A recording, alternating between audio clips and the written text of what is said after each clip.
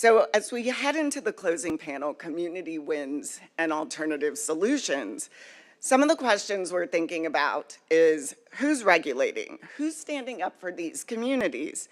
What do communities have to do to protect themselves? And honestly, why should they? Also, what solutions are working? And where are we, organizations, individuals, and communities winning? These are just a few of the questions that I'm hoping these folks will answer for us. And with that, we'll get into the content. First, we have Matt Mehalik. He serves as the executive director of the Breathe Project, a coalition of local residents, environmental advocates, public health professionals, and academics advocating for healthier air for the Pittsburgh region. From 2007 to 2016, he served as program director for Sustainable Pittsburgh. Matt teaches environmental policy and community resiliency courses at both Hines College and the School of Social and Decision Sciences at Carnegie Mellon University since 2008. He's written multiple peer-reviewed publications in sustainability, design, and education, and has co-authored Ethical and Environmental Challenges to Engineering with Michael E. Gorman and Patricia DeMarco. Matt's PhD is in systems engineering from the University of Virginia, go Virginia. He serves as the chair of the board of trustees of Phipps Conservatory in Pittsburgh. And with that, I'll pass it over to you.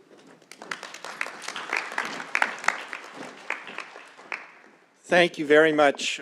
Thanks everyone for being here to the end of the day today. We want to do this like in 10 minutes. We got to answer this question of what does it mean to win on air quality in our region. So to answer that question, whoops. Okay. So yeah, I'm with the Breathe Project. To answer that question, what are the wins? There are different ways we can think about it. So one is looking at how are we doing on air quality versus standards. What do health standards say? What do regulatory standards say? Then we can also ask that question, how are we doing relative versus other places in the country? And then you can also answer this question, well, how are we doing now versus some time in the past? And then there are also many complex things that go into the systems that affect our air, and what are we doing making changes to improve how that complex system is set up. So I'm going to try to go through this pretty quickly in 10 minutes and then be happy to answer questions. So versus standards. So many people fought to get the annual average fine particulate standard changed to 9 micrograms per cubic meter of air in the year 2024. There were public hearings. It was a really big lift. I am happy to say that Western Pennsylvanians consisted as the largest group of commenters on this rule that the EPA moved forward, and their stories are what won the day, and we got that standard set. But we're not meeting the standard. So looking at our official air monitors in the region, at least half of them in Allegheny County are nowhere close to meeting the standard. And then for folks over in Beaver County and parts of Westmoreland County, Washington County, we're walking right on the edge. And then these are all the areas in the country in dark green that are not in compliance with that standard. You can see that most of the country is able to meet that new standard, but we're in Allegheny County, one of these places that is not. And then this is a model the EPA ran saying, okay, in the year 2032, which areas are projected to meet that standard? And you can see Allegheny County is still one of those places where they don't think we can do it. So we're not really winning when it comes to meeting air quality standards. And I will say the 9 microgram standard is above the World Health Organization standard of 5. And there is no protective lower bound for exposure to fine particles. So, you know, we have some challenges ahead of us to meet these standards. We haven't really won there yet. The Lung Association always releases their air report based off of air quality standards, annual average and daily standard. And Allegheny County gets Fs for particles and a D for ozone. So versus standards, we still have a lot of work to do. Now, starting to compare region to other region, the Lung Association for Greater Pittsburgh, this is like 32 counties in our regional area. We're ranked 50th out of 228 metropolitan regions, 26th worst for 24-hour particle pollution, and 19th worst for annual particle pollution. So compared with other places, you know, we're doing we're not doing where we need to be right now.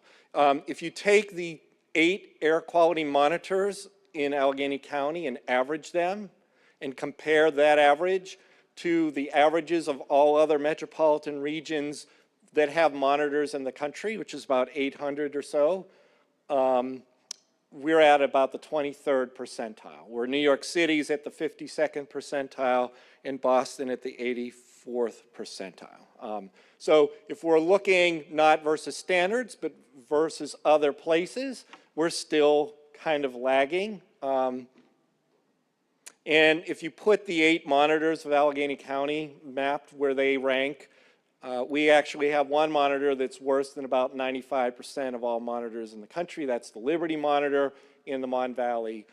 So folks in that part of our region breathe air that's worse than about 95% of all people. Okay, another way we can look at this, so that's monitored data. We can also look at it from emissions inventory.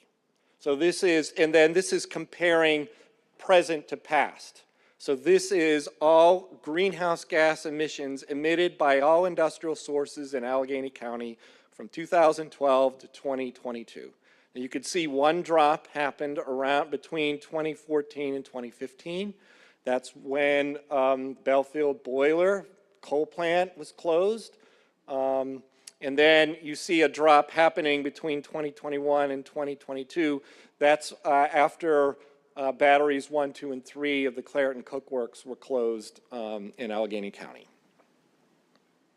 And then these are the major sources of greenhouse gas emissions in the county. And you can see, you know, the Egger-Thompson plant being the largest source. That's the largest circle right there on the Mon River. And then up along the Allegheny River, the Cheswick Power Station. So that one is just closed in 2023. So we should start seeing some improvements there. And, you know, if we track greenhouse gas emissions of all industrial sources, there's about 8.3 million tons of CO2 emitted per year in Allegheny County. Half of it is just at the U.S. Steel Egger-Thompson plant. And that's why we pay so much attention to steel plants. If you look at just those facilities and their greenhouse gas emissions, you know, they've actually gone up over that period of time. So we're not winning there, but we're working hard. If you look at particle emissions, 76% of all particle emissions in Allegheny County come from the U.S. Steel facilities. So that's why it's such an important thing for us to pay attention to legacy steel industry in the region. And all of this is background. So everything you've heard earlier today about additional emissions from the oil and gas infrastructure, you know, all of that is a layer on top of what's going on here. And those particle emissions haven't really changed much over a decade either, although you see the steep drop after 2019. That is the closures of batteries 1, 2, and 3 of the Clairton Coke Works. And they've just closed battery 15 at the beginning of this year, so we should see another drop. And so comparing our region to the past, when I first started doing this work in 2014, we were at the 12th percentile. Actually, a few years before that, we were at the 7th percentile. So, you know, we're better than what we were a decade ago. We've gone from the 13th percentile to the 24th percentile. Most of that is because of the closure of old coal-fired power plants in the region and upwind.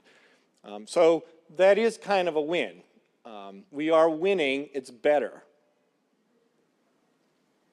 Let's see, this is just showing the distribution in 2024 of what our air looks like. And if you do that on a breakdown of number of days per year, you can see, well, 2024, all the data isn't in yet, but you can see, you know, there seems to be fewer orange and red days, but there's still a large number of yellow days. So we're getting just a little bit better. And then if you track us to see how many times per year we appear in the top 10 worst or the #1 worst airshed for at least a period of the day, you can see that, you know, about 9% 9 to 10% of all days we're the #1 worst airshed since they began tracking of this in the year 2021. Although last year was much better, we were about half that, 5.2% of all days. And then being in the top 10, you know, our region was about a third of all days historically, and last year was 25% of all days. So we are incrementally improving. So even though that might seem like small progress, it actually is moving in the right direction, and it actually results in fewer deaths in our region. So the last thing I just want to talk about here is progress. So when I first started doing this work, we weren't even able to meet with people in Clairton because there were no churches that would allow us to meet. There were people who weren't willing to organize against U.S. Steel and take them on. Over the past years, we've done a lot of work to help support community voice, and that's who's shown up to get the changes that are happening in our regulatory system. And as a result of this work, we have a new health department director, we have a new board of health, and all of those folks are now helping to crack down on the emissions problems that we have. There have been many, many heated hearings where people have shown up and expressed their voice. And people are a little bit tired about that.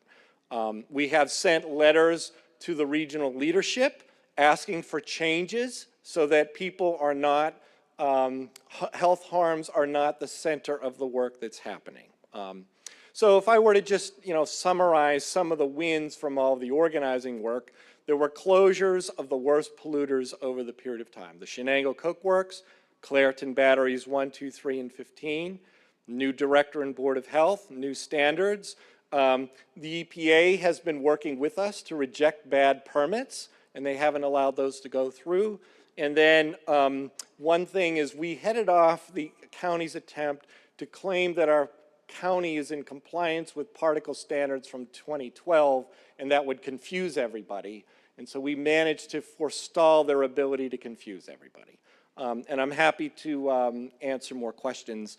We'll move on to the next presenter. So thank you.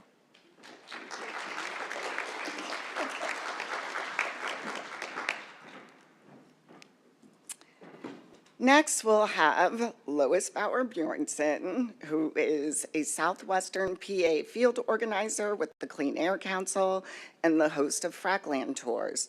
Frackland Tours were implemented to give people a firsthand account of what it's like to live and grow up in the shale fields of Southwest Pennsylvania.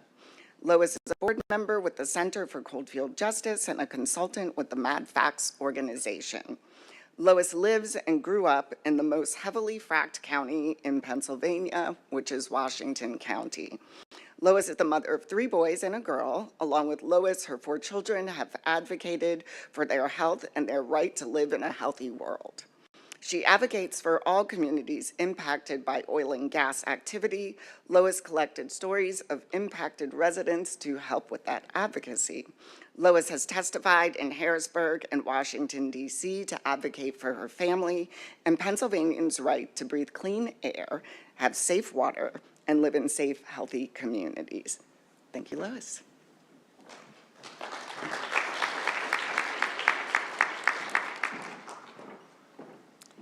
Thank you. I really appreciate the introduction. It's nice to see a lot of friendly faces here. As Tanya had said, Clean Air Council has been around for 50 years. We've been advocating for the right to breathe clean air for over 50 years. Those of you that know me are a lot in this room, but I fell into this work There's an ongoing joke. People have heard me say this a million times. I'm a dancer. I can count to 8.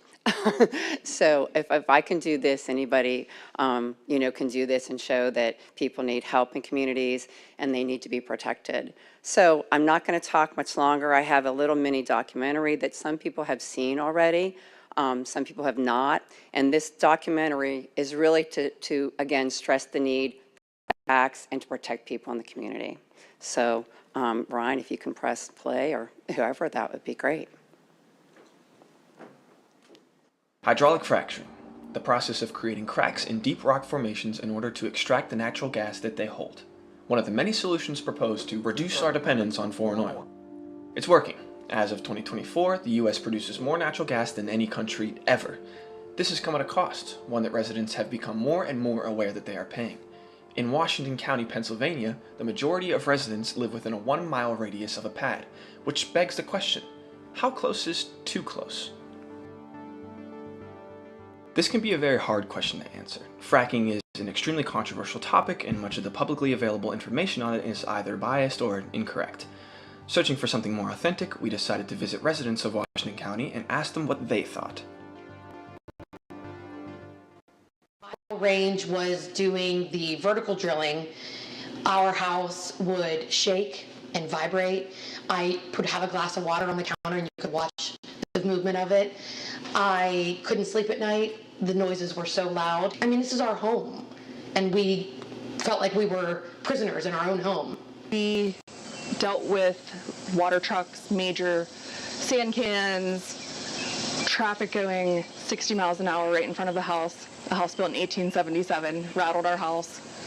And in 2019, my husband and I decided that we did not want to live in Scenery Hill on the main road there with all of the traffic and the air pollution that was in Scenery Hill. Scenery Hill has a lot of gas wells in it. It's very, very heavy air pollution. It stinks pretty bad. So that's when we decided. We found an area. You can see I live on 5 acres here in Charleroi, Fallowfield Township. We live in a cul-de-sac neighborhood. We thought when we moved here we would kind of be a little bit safe. And within a couple months of us moving here in August of 2019, we started hearing a lot of noise, but we realized they were fracking in the cul-de-sac. So what I thought I was trying to get away from gas wells a little bit, it did not work. I thought I was safe with 5 acres surrounded by trees and woods. We couldn't get away from it. It's right here, 0.25 miles from my house. And the noise it's crazy. The noise never gets talked about. I mean, if I sit here and leave my Harley run out here, he can call the police. They'll come up and arrest me. But I can listen to over 100 decibels 24/7, which we've already recorded, usually in the 70s, and nothing can be done. Nothing can be done. They're exempt from it, and that's not right. We have to buy water. I mean, yeah, I won't drink it. It's got a film on it, and it smells a little bit, but we've had it checked by the DEP a couple times now, and it always comes back, oh no. I had to check my spring one morning and behind my shop here, and there was a oil film on it. So I took a sample of it. I called EQT. They sent somebody out right away. Well, DEP came first. Instead of them taking the sample out of my spring, they took the sample out of my water tank, which made no sense at all. You know, they could have came and scraped that off like I did and put it in a jar. It is nice and clean right now. It's what it is. It's oil. You can see the oil. It's oil. But no, the water's clean. Huh. I'll shake it up for you. Look at it. It's supposed to be clean. The one time we called the DEP, I called them, they came up. We ran my pump dry in the basement. They let it go up again. They took a water sample. They said they'd let me know in a month. Well, 6 months later, I keep calling them and they tell me, well, we're not quite done with it. As soon as we're done, we'll let you know. Well, 2 weeks later, I get a letter in the mail. And I open it up, it's from the gas company with the results of my water test from the DEP. Sure. I never talked about the gas company. I just wanted my water checked. And so I don't even know how they got involved, but they did. And of course it came back, oh, it's not bad. And then do they build these things? Oh, no, you're going to have jobs. Wait, there are no jobs. No. These are all robotic. Yeah, the compressor station has 0 people working at it. A functioning well pad has no employees. There are no jobs with this stuff. Yeah, once they're built. Once they're built. And the only jobs that are left are things like cleaning out the radioactive sludge from the pipelines and the brine trucks. And well, that's a deathly job. I know right here, there's a hill with a gas well on it, and I would see like a flickering light in the middle of the night, or just like a red light. Or I'd see flames, and I'd be so confused on what it was. And I was like, what is that thing doing in my backyard? Why does it have fire? Why is it a red light? Why is it a white light? Why is it blinking? And then there would be other times where the entire pad would light up with super bright white lights, and then you would like see all the lights go up, and then you would just see a flare on top. They offered us to stay in a hotel, but I have a husband, 3 kids, and 2 cats. That's not really an option. We can't share a hotel room. We can go on and on and on about all of the rare cancers and diseases and neurological issues, kidney cancers, brain cancers. We can go on and on with all of the people in this area. About twice a month, we can be upstairs in our bedroom, and I'm looking out the window and I'll see this big, I don't know if it's smoke or if it's just some kind of fumes that they set off. We can't open a window. I haven't had a window open here since this plant got built because they let out these fumes every so often. And I have terrible breathing now. I'm on an inhaler. My wife's on an inhaler. She's had 2 open heart surgeries. I've had throat cancer now. All of this is in pipelines, and I have to tell you, and I know we have some great welders in the country, but they're not perfect. And okay, so they have miles and miles and thousands of miles up and down hills and over rivers and dales and all of this stuff, and there's all these pipelines. Okay, well, unless the weld is perfect and holds for the all infinite time, okay, which doesn't happen, those wells leak. Okay. They're going to break and they're going to leak, and then they're going to come up in your, oh, I don't know, water. The road, there's constant traffic, constant fracking traffic, and I'm talking about big diesel trucks hauling irradiated water, whether it be sand, whatever other materials they need to complete the fracking process. They deliver it, and it's usually shipped on my road, and it's very loud almost all the time. But I just know that it's pitiful that I can't have a window open in my own house because of the smell. And we have a noise maker in the one that goes to block the noise from there, even with the windows closed. She runs a fan winter and summer, and we have a noise maker, so she can't hear this humming at night. Range has asked me what they can do, and continually my answer to them is, finish what you're doing and don't come back. I don't want you back here. It should not be this close to people's homes. Dale helped us. Dale helped a lot. He'd call me. He says, hey, they're coming. DEP's coming on the road today. He says, make sure you're home. I said, okay, I'll be there. Dale definitely, when he became supervisor, he worked for it. He cared about the residents. If there was a problem, I've talked to Dale on numerous occasions, noise related, whatever spills, and Dale was definitely did what he could to do something. And I can't say that about any of the other supervisors.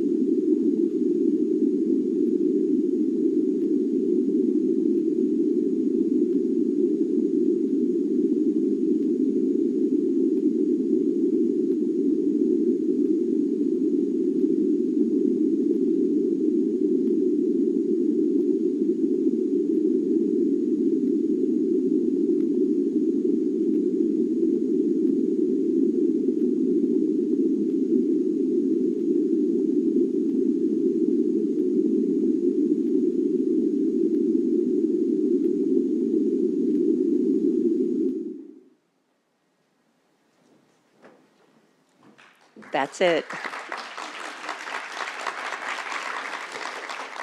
I just wanted to say that all of those sites that you saw, with the exception of Michelle's, that's about 20 minutes from my house, are all either around my house or within a 5 to 10 mile radius. So, thank you.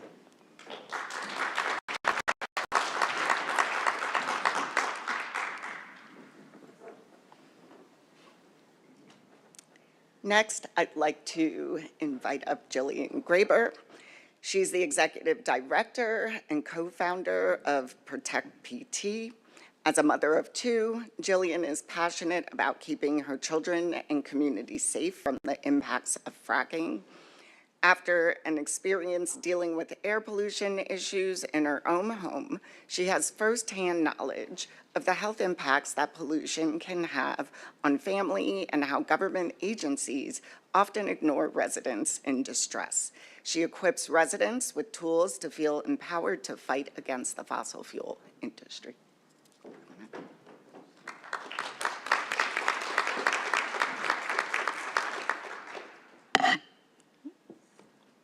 Okay. Hello, everyone. I'm Jillian Graber, Executive Director of Protect PT. All right. We started this organization 10 years ago. Never did I think I'd be here 10 years from the time this started. I think I've been to every one of these conferences since I started organizing around shale gas development, just to learn as much as I could possibly learn while trying to understand what was happening to me and my family. Oh, great, thank you. All right, so we started this organization in my living room. And now I have 8 full-time staff members. I have 12 dedicated board members. We have multiple volunteers, wonderful supporters, and just really a lot of support for the community that we work in. And, oh, there we go. Okay, so this is Penn Township. This map, you can see, started with 1 well pad. That's the one near my house. And then 2, 3, 4, 5, 6, 7, 10, 12. And this was the invasion of this industry in my community. And over the past 10 years, I am happy to say only 4 have been built yet. I was asked by the industry, is your tactic to delay? I said, no, my tactic is to stop. I want to stop this development from happening. So I feel like that is a big success, that we've been able to at least push back enough that there are only 4 well pads being built. There are more being built every day. Some of them are zombies and may never be built, but over the years, we just have to be vigilant, which is my main topic for today, being vigilant. So this is the Gaia well pad, one of the well pads in Penn Township. Thank you to Frack Tracker for the wonderful footage here, situated near homes, schools, and daycares. And then we have the Menace well pad in full frack. You can see the truck staging on the side in this rural community. This is right next to a golf course where residents recreate every day. And we realize that challenges don't just stop with a well pad. There are the waste streams. No, this is not just brine, as you heard today, but the industry is looking for a place to put their garbage. And so they said, why send it all to Ohio when we could save money and keep it in Pennsylvania, right? So Penteco Solutions, started the first injection well in Allegheny County back in 2020. And this is supposed to be, this is the first of 3 injection wells that is slated to be situated on the site. Local people got involved. They spoke out. We educated folks on what an injection well was. I was educated on what an injection well was by another wonderful organizer from Ohio. And we started, getting together the folks in Plum Borough. They responded when they saw people were impacted. And in actually 2022, we participated in local hearings for this SWPA, which was the second of the well pads slated. We illustrated the health impacts that the residents experienced, and Plum Zoning Hearing Board said that they didn't think they had the right to say no, so they just approved it. But we appealed to the Commonwealth Court eventually, and they said that the board does have the right to say yes, and in fact, it is their duty to protect the residents. So they should have said yes if they found that this was not the best thing for the residents. So we are back 2 years later, at the same time, same place, at the local hearings, educating residents and collecting resident stories so we can tell them to the Zoning Hearing Board in hopes that they deny the second and eventually third well injection well that is slated for this site. But what about drill cuttings? You know, we heard a lot about the waste from the site. You know, the industry needs to find a way to dump their waste. This is a big problem. So why not Westmoreland Sanitary Landfill? You know, over the past 5 years, we've been organizing with the community around the landfill. We did health surveys, we compiled data and pressured public officials and DEP to protect the people who lived around the landfill. While the tactics had some success, the industry is very clever, and they have help from our friends at our state agencies who, instead of protecting us, worked with the industry to help them solve their problems, like the contaminated leachate at the landfill. You'll see that WSL, you know, they were piping their leachate to the Belle Vernon Water Authority, and they said enough is enough. This toxic, salty leachate that killed all the bacteria at their plant is no longer going to be sent here. So what do they do instead? They're going to have to truck it off site, but that costs them a lot of money. So hey, how about we evaporate it in the air? How about we take it and put it in the air, and all those toxins can get people even more sick than they already are. So we said, no, let's not do that. They would rather deposit those chemicals and naturally occurring radioactive materials on people's homes, backyards, and waterways. Additionally, the landfill has an extensive history of violations. The community had little faith that they would carry this out, this leachate plan, with the appropriate concern and well-being for them. But through persistence, commenting and organizing, and legal advocacy, we were able to pressure WSL and DEP to withdraw their air permit in late 2024. This was a big success for us in the community. But polluters will be polluters. And WSL applied for a new Title V air permit, and they just applied for a new NEPDES permit to discharge their treated waste into the Monongahela. As we heard before, I think it was Dr. Stolz who was talking about how polluted the Mon is. Well, let's pollute it some more, why don't we? So they're gonna treat it and then put it in the Mon. But where does that sludge from the treatment the process go? We still don't know that. So we must be vigilant and work and keep pushing our state agencies to do their job and stop harming residents with toxic leachate from fracking waste. But the threat of oil and gas waste doesn't stop with landfills and injection wells. The barging of fracking waste down the Three Rivers in Pittsburgh is another way to get this waste to Ohio. And so we organized with our partners, some of them here today, and we organized and came up with a plan to try to stop this from happening. Currently, there is no waste barging that we know of, certainly not legally. But the industry is geared up to expand facilities in Ohio, like this one, along the Ohio River for this exact purpose. So we, again, must be vigilant and keep organizing. We responded by mobilizing partners, which sparked this Tri-State Oil and Gas Waste Collaborative that highlights the importance of looking at the oil and gas industry as a whole, from the extraction point to the downstream operations and where waste is generated and where it's going. So in 5 years, the Oil and Gas Waste Collab has around 22 members, many of them with successes of their own. Some of them are here today. You know who you are. But there are always new strategies that the industry comes up with to threaten our health, waterways, and air. So, but this is a great depiction of the Oil and Gas Waste Collab. We work with the 3 states because if we solve the problem here in PA, what are we going to do with our friends in Ohio and West Virginia? What are they going to do? So the industry said, hey, how about converting these old conventional wells into injection wells.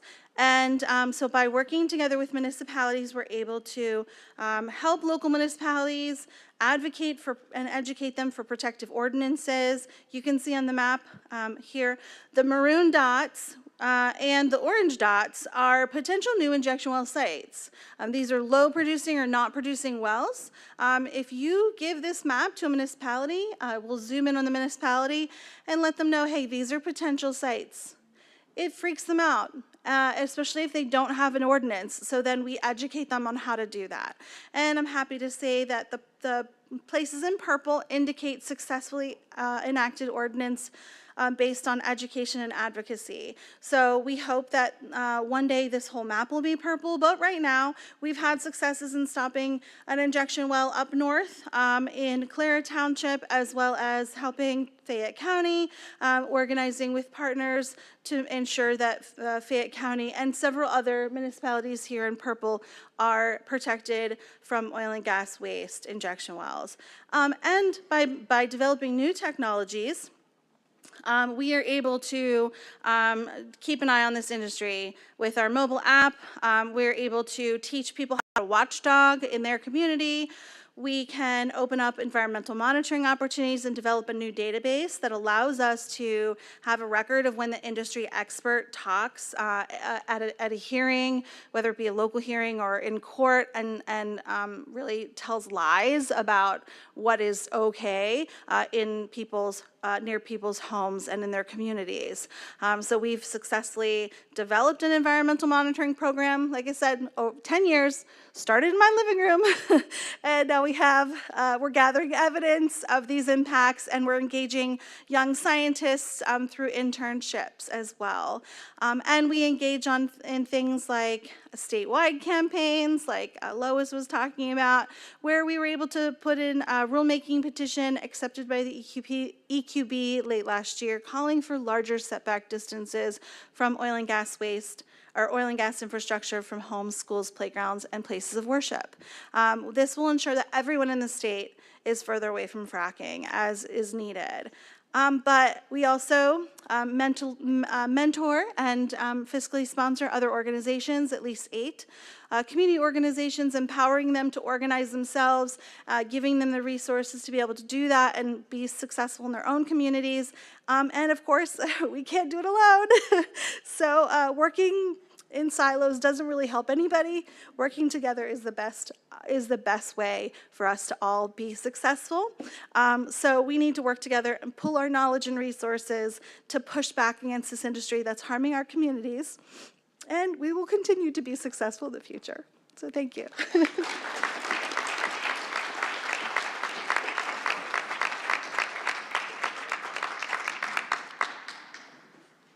Thank you, Jillian.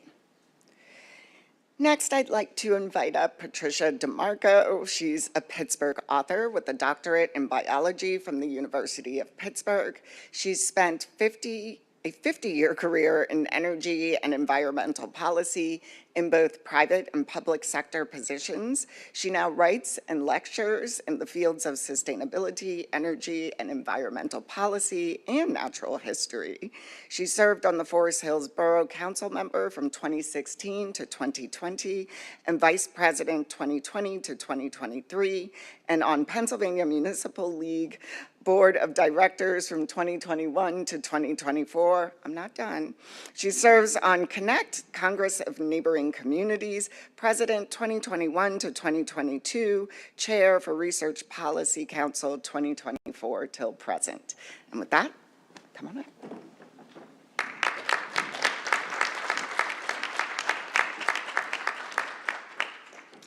Thank you, everybody. It's so great to see all of you here this afternoon. I have to give a shout out to my friend John Stoltz, because if you recall, in 2010, we did a Shale, a conference under the Rachel Carson Legacy Conference Series, Challenging Marcellus Shale, and we talked about problems and solutions at that time. I'm really happy to have a chance to come speak to you today about a project that I did with my colleague Doug Shields, where we went to a number of communities in 2018. I think we visited 35 communities advocating for a change in zoning regulations, and I want to talk to you about that today. The small towns of America are on the front line. We're the last line of defense for our citizens, for what goes on. We have control of our own zoning, and what happens within your own town is under your jurisdiction as a municipality or a borough or a city. And we need to know how to exercise that in a way that can be helpful to our constituents. How do I do this?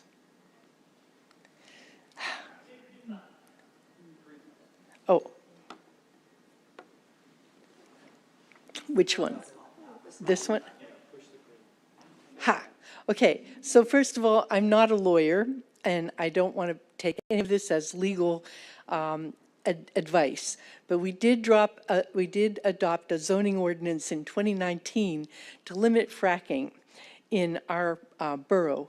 The park that you see here was part of the property that Westinghouse gave to the borough of Forest Hills, and they gave the mineral rights to EQT. So our major park, we own the surface, they own the mineral rights. So really, the biggest thing that concerns us all is that fracking, as atrocious as we've been hearing all day, it enjoys all of these exemptions from the laws that are designed to protect the public and protect workers' health and safety. The Energy Policy Act of 2005, that loophole still stands in the law to this day.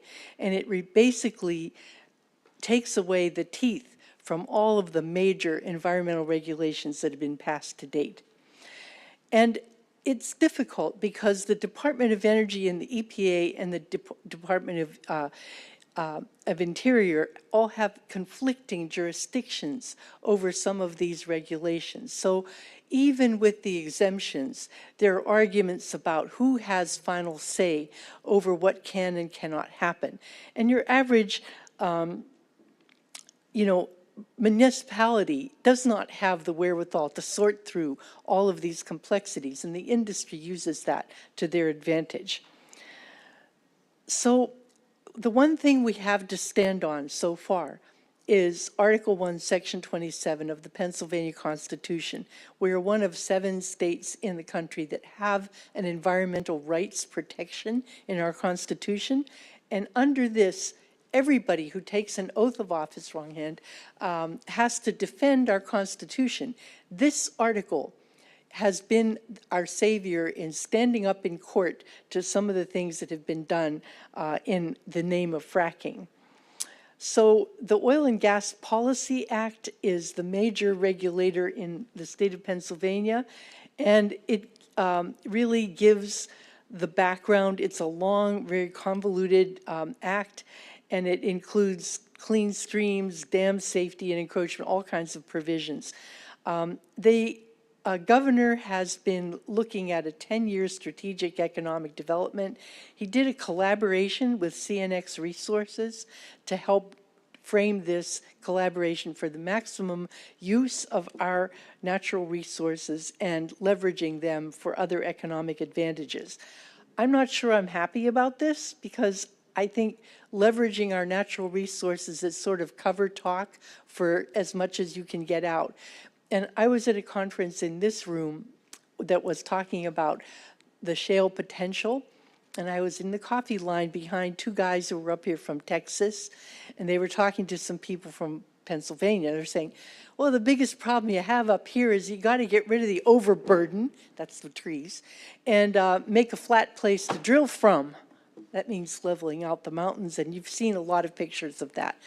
Because in Texas and Oklahoma, they've got flat rangeland, and they came up here and just level things down and didn't think anything of it. We think a lot of it. So I'm not going to go through this, but this is the main code. It wants to permit the optimal development of oil and gas resources. And then secondarily, protect the safety of the personnel and protect the property rights of persons. And then finally, protect the natural resources. This is a regulation that is not honored in fact. In our experience, all of us, we have seen that the first provision is the one that prevails.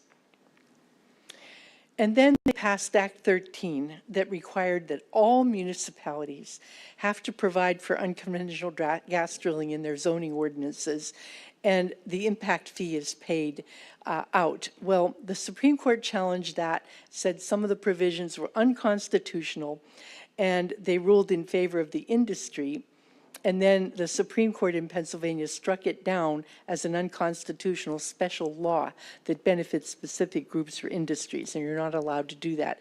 So we had a period of time in there when it was really very controversial because one court said one thing, another court said the other thing, and until the Supreme Court ruled, all of this was up in the air. But now, the Environmental Defense Foundation in September 2016 said that all of the proceeds, they could do this as a constitutional right, but all the proceeds had to go to environmental conservation. So that fee is what the municipalities get, and that is one of the reasons so many municipalities welcome and favor fracking, because they saw it as a revenue stream. And they did it as a broad interpretation of the state's environmental rights amendment. It was not a tight ruling. It was not a heavy majority, so it's open to challenge. So under the regulations that were adopted, under Chapter 38, they had 2,800 citizen and industry comments. Many, many, many citizens. We had hearings and hearings. I don't know how many of you participated in those. I think many of us did. And they tried to do improved protections of public resources and lands, and they wanted to strengthen the water supply restoration standards to Safe Drinking Water Act levels or better, and they made up an electronic filing so that there was a more timely tracking of the drilling permits. If you're doing them by paper, they get lost, they take forever, you can't track them, citizens can't get access to them. The electronic filing has helped, and Frac Tracker does track those. So one of the things they provided for was a setback for new wells to be at least 600 feet. Now, we've been hearing all day that anything closer than a mile is likely to be a health hazard. They can't be within 300 feet of an existing building except for pipelines, access roads, and security facilities, and compressor stations must be at least 150 feet from the nearest building or 200 feet from the nearest lot line. These were hotly contested. Most of the citizen activists wanted a 2,500-foot minimum setback from buildings and residential areas. They were not able to get that into the regulation.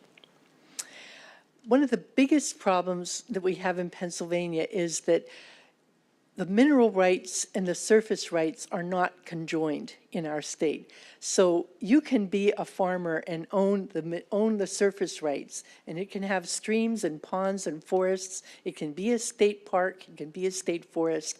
But if a company owns the mineral rights under the land, our laws say that they have the right to have access to those mineral resources, whether or not the surface owner agrees. This is a huge difficulty, and you end up with the mineral owner having the right, even though they may not own the surface at all. They can enter the property to explore for oil and gas. They can authorize somebody else to come in and grant them an oil or gas lease. They can receive the benefits, so they can get the royalties, and they also have the right to use a reasonable amount of the surface to explore for hydrocarbons. So once you end up, with a law that says you have mineral rights under your land, you must grant them access. Well, if you don't want to, say you're operating an organic farm, you could end up having a fracking operation there regardless. So the Pennsylvania Municipal Planning Code requires a plan for development within communities, and you have to do a zoning ordinances, and you have to promote conservation of energy. We did an oil and gas ordinance during our comprehensive plan development.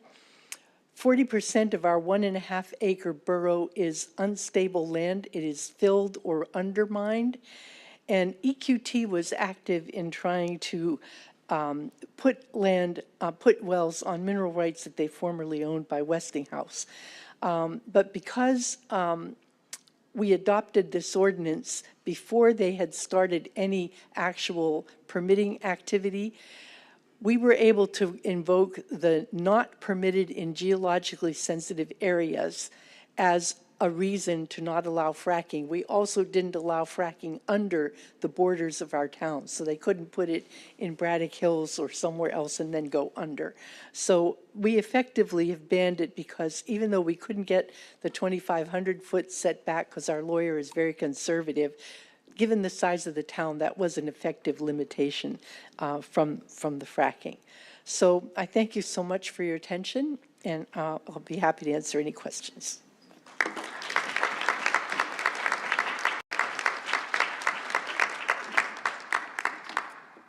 As I invite our last speaker up, I'd like to remind everyone there are note cards on your table. Please put down any questions you may have for our speakers, and the same goes to the folks online.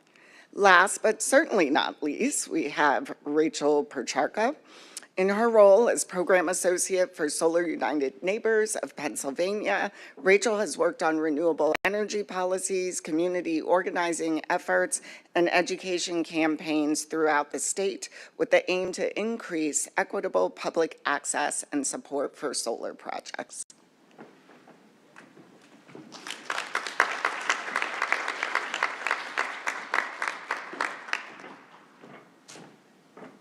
Thank you so much for the introduction. Bear with me. I know I'm the last panelist of the last panel of the day, so I'll try to make it as painless as possible. But yeah, I am Rachel Percharka. I am the Pennsylvania Program Associate at Solar United Neighbors, and I will be sharing insights from our work expanding solar access in low to moderate income communities. These will mainly be lessons learned from our 2022 and 2023 solar pilots in Pittsburgh. And these pilots identified what works, what doesn't, and how that played out and the lessons we learned from them. And I will just jump right in. Okay. It's the big green button? Yeah, okay. So first, I'll tell you a little bit about Solar United Neighbors in case you're not familiar. We are a national nonprofit that helps people go solar, join together, and fight for their energy rights. We use a solar co-op model. This is a group purchase model, which makes going solar more affordable and accessible. And for our income qualified solar pilots, otherwise LMI pilots, but I'll keep referring to them as income qualified, we provide financial assistance, support for navigating the installation process, and long-term education on energy savings. These are essential for expanding access for communities with historical, structural, and financial barriers to clean energy. Okay. So I will get into a little bit of our details of our pilots, but first I want to highlight some of the benefits, the basic benefits of solar for income qualified homes. So the first would be, of course, lower energy bills. Solar reduces monthly costs, which offer long-term financial relief to homeowners. We see homeowners saving thousands of dollars over the lifetime of their systems. It increases home values and long-term equity. Solar leads to higher property values, helps build wealth, and makes homes more attractive in the market. And it increases energy independence and resilience. Homeowners generate electricity rather than relying on utilities, and increased access to battery storage technology, which this also helps increase energy security and grid resilience. And of course, there are the environmental and community benefits, all of which was talked about quite a bit today.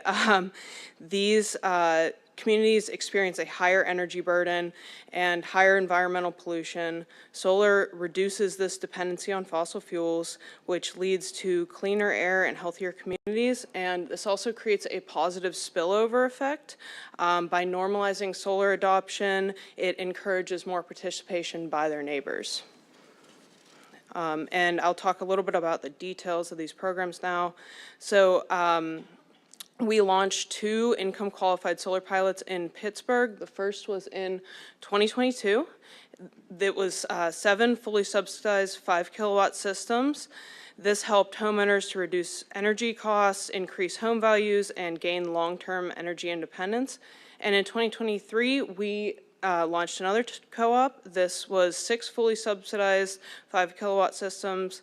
We focused on pre-screening homes for solar readiness, and that led to more efficient installs. And we also improved outreach efforts, which made the application process more accessible. But I just want to point out that we did the 2022 pilot in Glen Hazel and Hazelwood, and the 2023 was in the Upper and Middle Hill district neighborhoods. These pilots were successful, but they revealed some key challenges that we'll discuss next. Okay, there we go. So some of the challenges in 2022 that we noticed were administrative burden and high attrition rates, complex income verification processes, and paperwork confusion. This led to higher dropout by applicants. We also had installation delays. We worked with newly constructed homes, which led to some of the projects were in newly constructed homes, and this led to permitting and scheduling issues. And there were also some issues with roof condition and barriers with that. So some homeowners were disqualified due to aging roofs. And for this pilot, we partnered with the Hazelwood Initiative. They were critical in helping us build community trust, which is something we carried on into the next co-op, into the next pilot. The improvements we made in 2023, we simplified the income verification. We switched to self-attestation, which reduced that paperwork burden.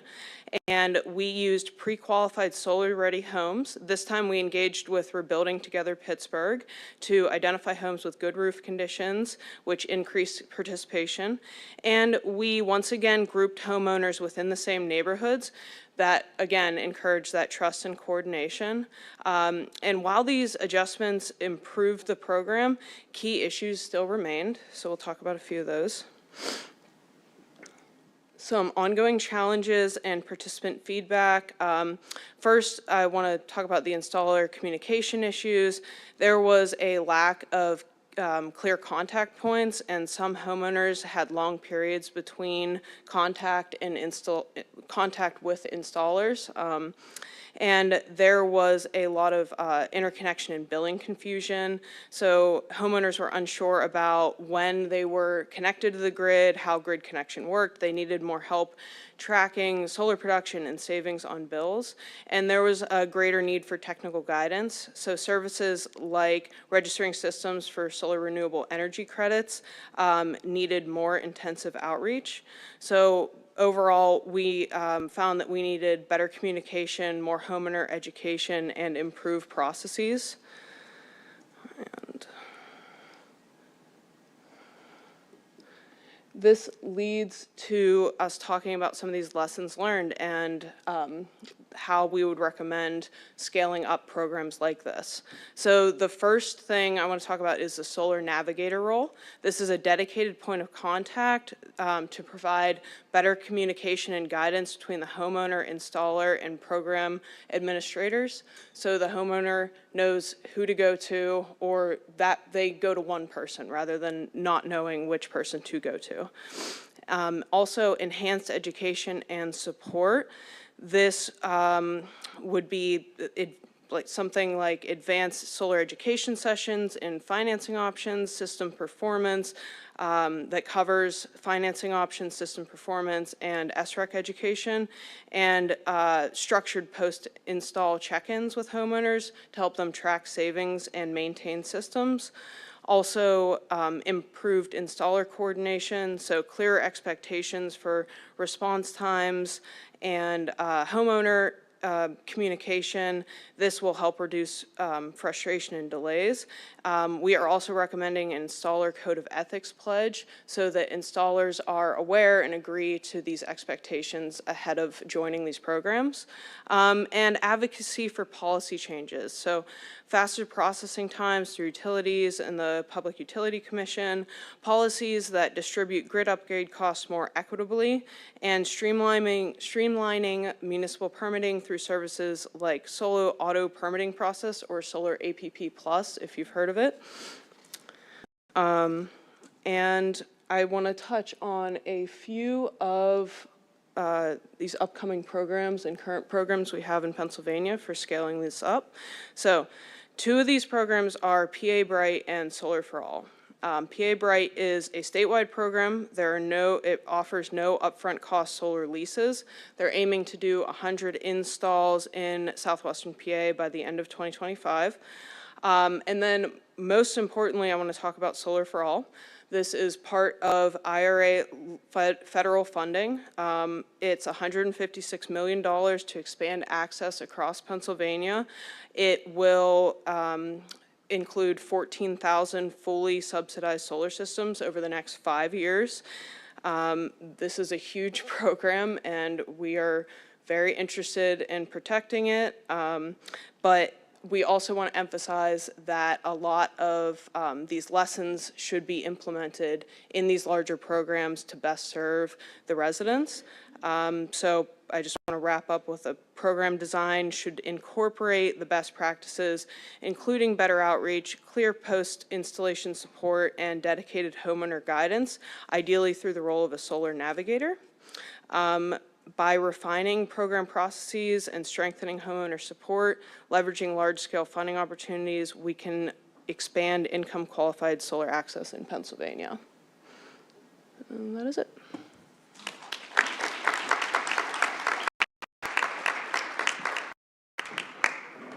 Thank you. Ryan, I'm going to give you a second to check to see if there's any online questions. But first, I just wanted to say that we, being the collective we, our presenters ourselves, everyone in this room, have spent years working in communities and with impacted residents to make waves against industries that are intent on putting corporate greed over human health. As evidenced in this panel, there can be success when the right strategies are put in place. We have a couple of questions from the audience. I have some of my own. Ryan, is there anything in the online sphere? Yeah, a couple things actually. One is a question from Kathy for Jillian, asking about the status of setback legislation.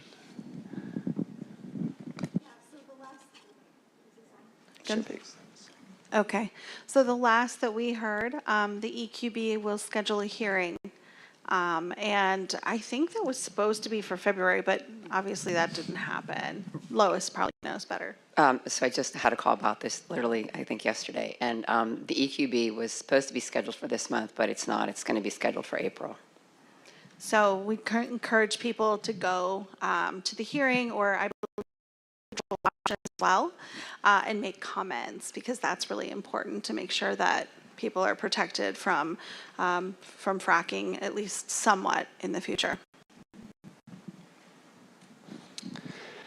There's also a question from Regina in West Virginia, who asks, what's the status of legislation against and cleanup at the Austin Master Service in Martins Ferry, Ohio? I'm thinking maybe Justin would be a better person to answer that question, or one of our friends from Ohio. I know that there are several people from Ohio here. Yeah, so I don't know if they have that answer, but I'm betting they could touch base with you and potentially put it in the chat later. Yeah, and I am gathering additional questions just for follow-up after this event.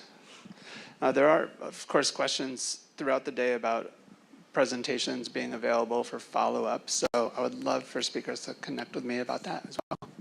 Yeah, we'll definitely share presentations. Thank you. All right, some of our questions from the room. This one's for Patty. What steps led to your municipality's move to green energy, and any advice for others? Well, our borough is known as the Center for Innovation. It was one of the places where the Westinghouse think tank was, and Adam Smasher stood there for many years. And so we did a net zero energy borough building, and now we've added solar to 5 additional buildings so that all of the borough operations are basically covered by our own solar generation. We had really a great deal of pride in our green canopy. It's Forest Hills. We've been a tree city since 1974. The thought of having fracking in our largest public park was just, we were shocked. And so we began to look into this business of the divided estate. And in 2018, Doug Shields and I worked with I believe Joseph Smith. There was a lawyer who did a lot of work on, John Smith, who did a lot of work on developing an ordinance, a model ordinance. And we really, we pushed it through in Forest Hills as an example, and then we took it to a lot of other communities. It's been upheld in the law. It hasn't, been challenged successfully. And even though the setback is smaller in our town, some other places have made them larger. But if you can get ahead of that first fracking incident so that they don't have a pre-existing use, you really need to do your zoning ordinance in advance of their entry, because otherwise they can say it's a pre-existing use. We got one pad, you can dig 20 wells out of there and go every which way. And we also looked at the fact that some of our neighboring communities would have a more difficult time doing a ban like that. So we did put a boundary and say you cannot go under our town because of the geologic conditions that we established. And we had an engineering study that we had done for our comp plan and climate plan, so that data were available in order to support that finding. So the main thing to do is get ahead of it, get your documentation together, and be sure that you have, a sound, meet the letter of the law. Yep, there's a 200 by 500 square foot space. If you want to put something there, that's it, but all the setbacks are in violation. So we technically met the law, but realistically, it's banned. Lois, I'm going to pose this question to you. How can organizers get people to care enough to take action before fracking threatens their own community? And then also, because you were talking a little bit about how close fracking is to homes, maybe you can talk a little bit about the Cecil Township setback. Sure. Thank you. That's really a perplexing question, because, as Patty said, it's getting ahead of it. And, in places like Mount Pleasant Township, they climb that community for 10 years, and then they do things like, hell, we're going to give your Little League money, we're going to give the fire station money, and then people are like, well, look, they're helping us, it's fantastic. And so then it comes in, and then they also target communities that are, let's say not as economically viable as other communities, and they know that they don't have a good ordinance in place and nothing will work. And so then when they throw a little bit of money around, they go, okay, this is fantastic. So unfortunately, like a lot of things that I hear from people that are like, well, they're already here, what can we do? And so it's really about going into communities ahead of time, if you can, before they're inundated, and say, like Jillian, unfortunately she has well pads there, but she knew enough to be like, okay, we have to stop this. So if you can get ahead of it and have enough people that can advise you to do that, that's what I recommend. But as far as people within the community, it's really a trust issue. I don't know if I'm just lucky or whatever, but I'm just real honest with people and tell them what I need from them and what I want. And if it's to go to a hearing or talk, or can I videotape you? Can I put this out? Can can I send this to the media, or whatever I work with? It's just a trust issue that you have to build within communities. And it's not really easy, because industry is so good at just, building the trust first. But I think when you can show people the difference of what's happening, what industry is actually doing and how they're using you, then that tends to work. But there's no tactic, really. It's just trusting, trying to build trust in communities for people to trust you enough to say, well, hey, well, that's really right. I call them planting seeds, and so hopefully you grow some flowers instead of weeds. And that's really it. And then as far as the Cecil Township, what's going on there is, you know, they did pass the ordinance of 2,500 feet, which is fabulous, but, and we're all very excited, and this is a precedent-setting case, but now, unfortunately, what's happening is with the zoning board hearing is they're trying to prove that the new ordinance is unconstitutional. So, and it's a really, I recommend all of you, if you can watch these hearings, and I'm not an attorney, and I was even perplexed by what was going on. They're 3 hours long, and the last hearing that we had last week, was it last week? It was 3 hours long, and Range was allowed to present first. And so they had one witness, and he answered the questions for Range, but when, you know, he was cross-examined, he didn't know anything, and it wasn't in his expertise, and so this is going to drag on and on and on. Normally, when you go into a hearing like that, it's up to Range to prove burden of proof. Well, that's not what the zoning solicitor said. He said it was kind of like up to us, because Range wasn't supposed to present first. And again, I'm not an attorney, so I apologize, but this is very confusing. So whoever's an attorney can help. But if you look at this, if you watch some of these hearings, they literally are not following status quo of what you're supposed to do in these hearings. And we're not really sure why, but I requested to have a status just through Clean Air Council because I've done work. And we still don't know if, like, I have status or CCJ has status. So it's just really confusing. So this is going to drag out until Range presents, then it's our turn. So that's where we are. But people that, you know, work and all of this, this is precedent setting. Like, this has to go through. So I encourage people to, if you hear anything about Cecil, show up at the meetings, do what you can, educate people on it in your communities, because it all goes down to zoning. So hope that wasn't too convoluted, but. Thinking about the first part of that question, I couldn't help but think about the impact fees, which Patty raised during her presentation.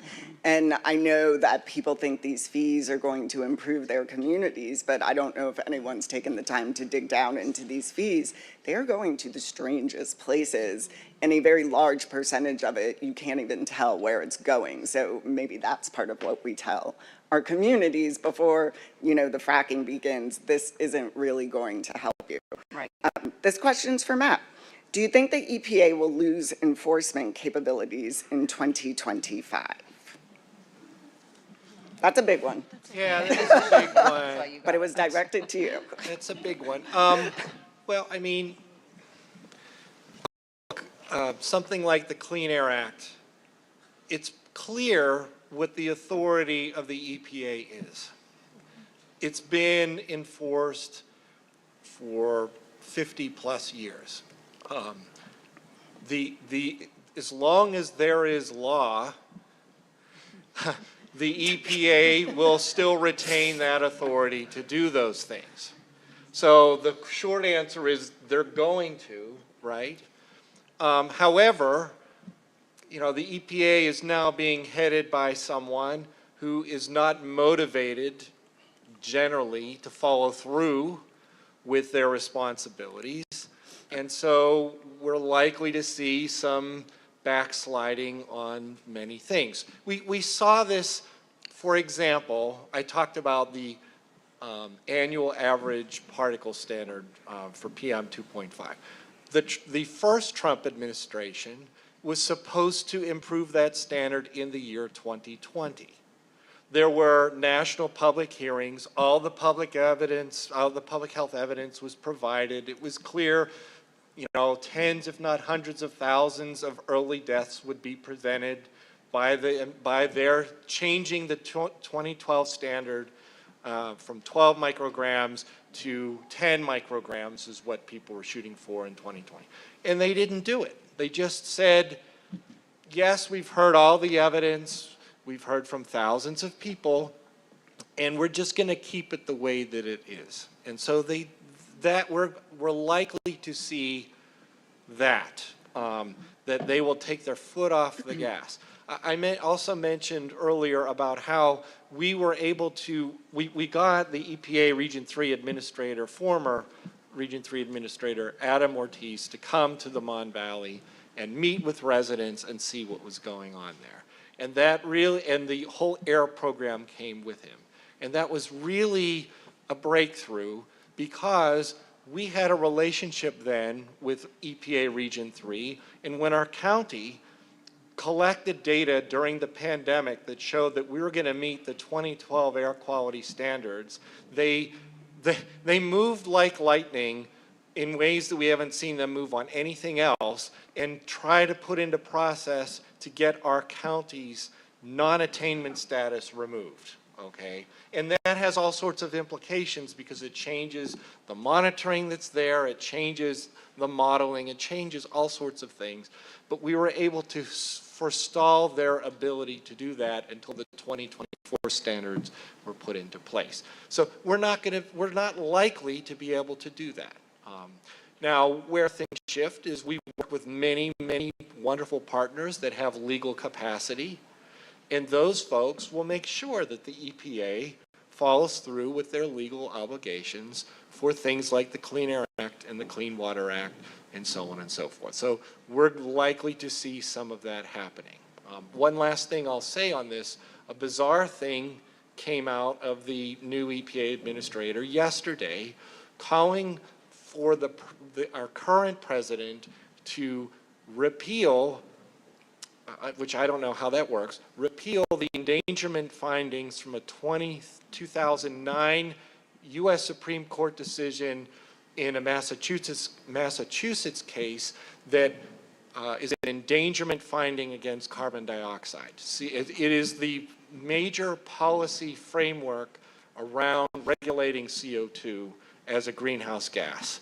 And the EPA administrator just called for this to be repealed by fiat by our new president. So those are cases that are kind of new and bizarre, like many of us have experienced over the last month, where it's new and bizarre and sort of outside the law. And I think that's just going to be part of a wild ride for all of us.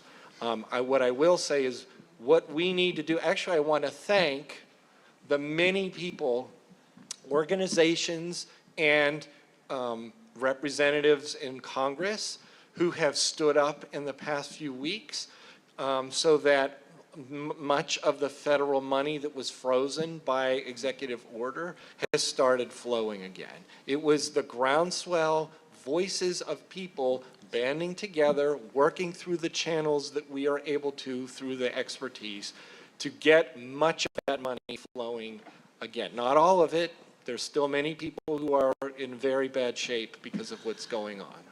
So I hope that answers the question. Yeah, thank you. I know I'm keeping everyone from the closing reception, but I did have a question for Rachel, kind of in follow-up to what was just asked. We're obviously aware that the IRA is under threat, wondering what that might mean for the Solar for All program. Yeah, so Solar for All is, I mean, it's $7 billion nationally. It would revolutionize, and it would be like nothing we've ever seen for the solar industry, and it is focused on income qualified homes. Communities that have historically been shut out of the renewable energy sector. It's clearly something that is extremely important, and we need a lot of power behind it to allow this money to flow. Currently, the projects are approved, and the funds are mostly sitting in green banks. I'm sure a lot of people have seen the news on, the administration's declarations about green banks and what they are and how that works. But anyway, we're expecting a congressional vote sometime in April on Solar for All funding and IRA funding in general. And to be clear, the IRA doesn't include just Solar for All as far as solar is concerned. It includes the 30% tax credit, the investment tax credit. This is for residential solar systems. This has been around since 2012, I think, and then it also includes direct pay for nonprofits and churches so that they can go solar easier. It includes REAP, so the Rural Energy for America program, which allows farmers to go solar, farmers and rural small businesses to go solar at a subsidized cost. All of these programs are part of the IRA. It's all under threat. What we are really hoping for is to see as many meetings with legislators as possible in the next 2 months. So Solar United Neighbors, we're helping to set up legislative sessions. If anybody's interested in meeting with their legislator, you can get in contact with me. I'll try to get you to the right person. But that is, I think, our best chance for protecting these funds. And I just can't emphasize enough how big this would be if this funding gets through. And we can expect to see it throughout all of these parts of Pennsylvania where fracking has affected the communities the worst. So I see it as a big win if we can get it. Thank you. I want to thank all of our panelists. Oh, sorry, continue. I just want to say that things are in a situation where contacting your legislator, whether they're Republican, Democrat, or whatever, daily, bury their phones, objecting to this budget, objecting to these cuts, objecting to these eliminations of programs that help real people in the real places. Get them on speed dial, call them every day. And if you get through, leave a message. If you don't get through, leave a message. Keep calling. I finally got through to Senator Fetterman at 5 a.m. to his office to leave a message because his phone has been blocked. So many people are calling. Call them every day. They need to know that we notice, that we care, and that we're watching them. And that our first branch of government needs to stand up for itself. They need to grow. They need to grow a backbone and do something. Yeah, thank you for that. Actually, in closing, I was going to say that you all have the ability to take action, not just by calling your congressman or your senator. The DOE is still taking comments on Arch 2 currently. You get these things in your inbox. You have the opportunity to respond. Take it. I think that these folks have proven to us that we can make things happen, but we have to do it. If we don't do it, it's not going to happen. And guess what? No one's going to do it for you. So be active. And thank you. I'm going to pass it over to John and set you all free.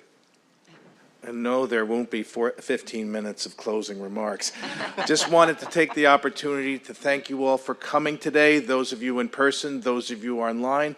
I want to thank all the presenters and the panelists. I think we've had some very constructive discussion. I also, again, want to shout out to the Physicians for Social Responsibility, PA, and the League of Women Voters, and, of course, our funder, the Heinz Endowments. And, again, you have 2 drink tickets. There's wine and beer and pop next door so that the discussion can continue. And I hope to see you at the next conference. Thank you.